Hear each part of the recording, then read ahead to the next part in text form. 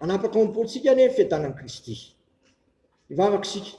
Misaotranao zay raha eo noho ny amin'ity alatsinainy 4 martsa ity, zay izahanao aminay indray ny sakafo sahaza ao anay, dia mahafantatra inay fa tsy nofo ihany no mahavelona anay fa ny teny rehetra zay aloka ny vavanao, dia mino teninao indray zay manana esy faherezana anaovana ny sitraponao indrindra amin'ny tontolo andro ity. Dia hoanitra kasitrahany anatenao ane zay ataonay manomboka amin'ny zavatra kely indrindra ka hatramin'ny lehibe indrindra, ary mba ataona olona maro koa izay anaraka anao, satria zany no andrasanao anay dia anao ny olona rehetra ho mpianatra ao.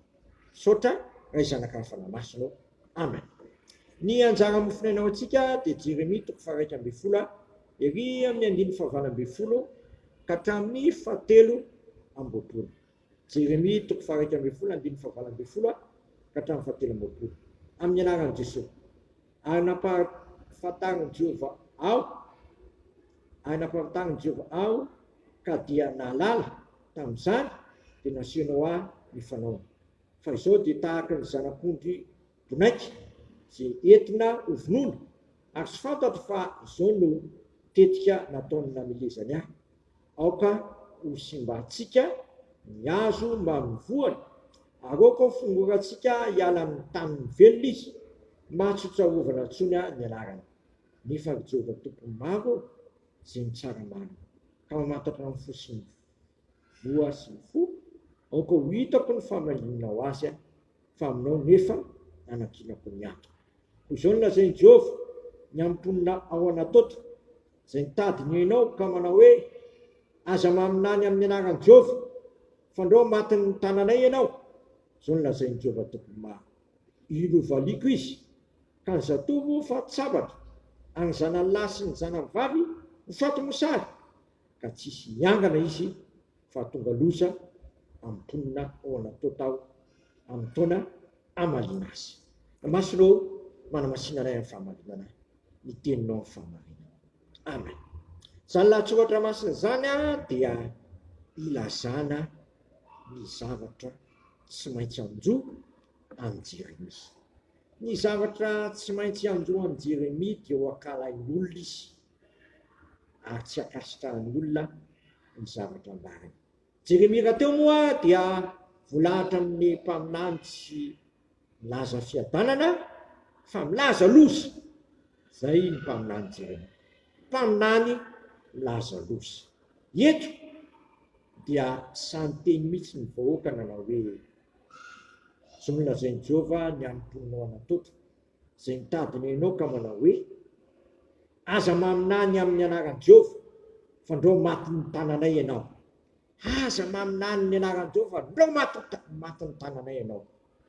Jesosy moa dia maty misy, satria zakany olona ny famasinany fahamarinana dia nombony teo amin'ny hazo fijaliana. Jeremia kosa dia narovany tamin'ny fomba mahagaga, satria na dia nalatsaka tany an-davatra any, natao inona natao inona, na variana azy dia na dia lasa kobaba ary amin'ny firenena Israely, izy koa mba lasa tany fa narovany firenena-kafa izy. Vokatra zany ny zavatra nataon'Andriamanitra tamin'ny Jeremia zany dia nendrika an'ireny olona mpamadika tanindrazana Jeremia.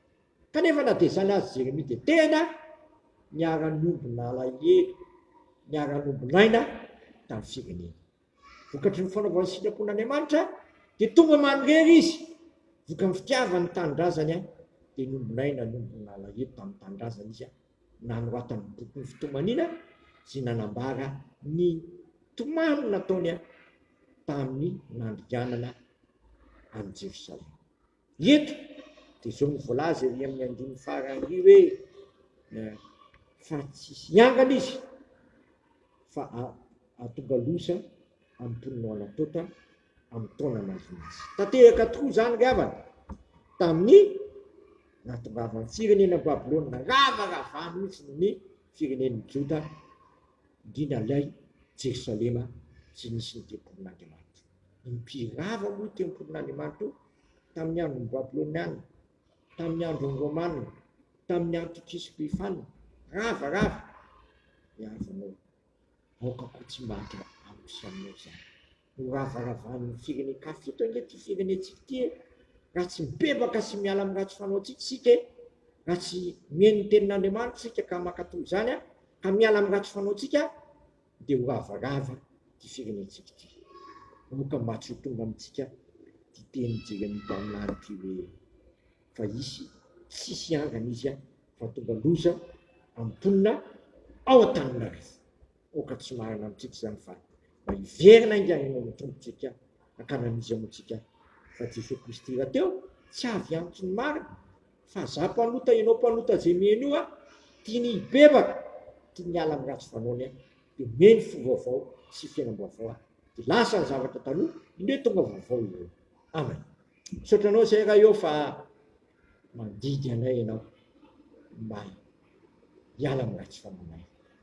Aza vila ho tradosa ty firenenay ty, ho tradosa ty Tananarivo ty, foka mavonjenao sy afanao amin'izao faharatsinana zao. Ataovy tonga saina manomboka amin'ny filoham-pirenena ka hatramin'ny vahoaka tsy entina sy ny mpitondra farany ambany indrindra ka hanapa-kevitra hiala amin'ny raha tsy fanao fa ratsy zany zay dia rehetra aminay ny fahatezeranao ka hohihana sy holao ty tanànanay ty. Vonjeo zay tompo fa tsy mahafintsy teny.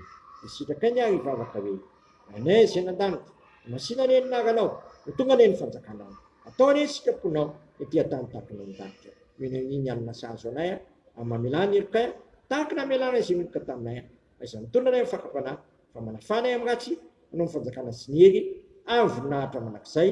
Amen. Tanterahany tompo amintsika ane zao todrano tononona amin'ny anaranay zanak'afa namasa zao raiso amin'ny finoana sy fanantenana ary fitiavana izany. Mitahanareo ane ny tompo ka miaro anareo, mampamirapiratra ny tavy aminareo ane ny tompo ka mamindra fo aminareo, manandratra ny tavy aminareo ane ny tompo ka manome anareo fiadanana. Matoky izay miantso anareo satria izany nanefa izany. Amen. Voninahitra ane ho an'Andriamanitra rery any amin'ny anaran'ny Ray sy ny Zanaka ary ny fanahy masina. Amen.